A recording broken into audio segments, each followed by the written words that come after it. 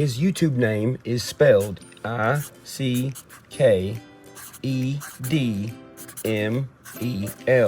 Ickedmel.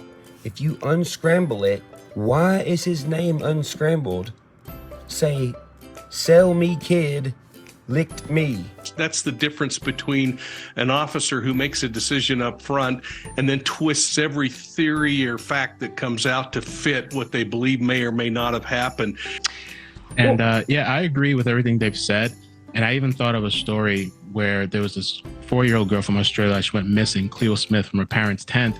And everybody thought it was the parents. Everybody was going for the parents, harassing them and all this kind of stuff. And it turned out to be some random person that came there in the middle of the night, took this little girl out of the tent. So yeah, we do have to be careful.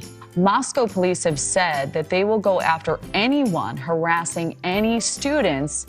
So can these social media accusations against Decor eventually lead to charges or a lawsuit, do you think?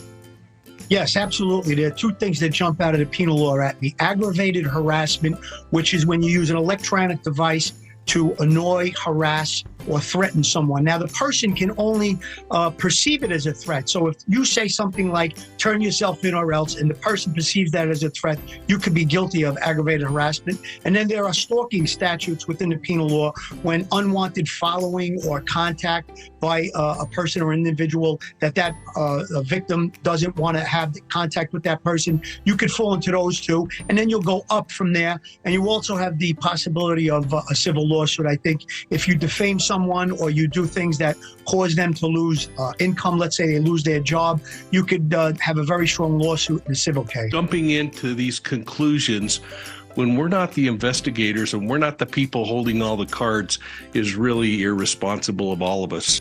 So it's been confirmed that Xana, one of the victims, used to work for Texas Roadhouse. She's originally from the Post Falls, Idaho area to the north.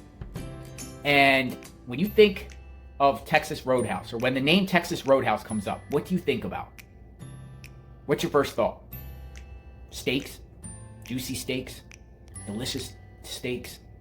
But what do you cut a steak with? Yeah, a knife. In all seriousness, a knife.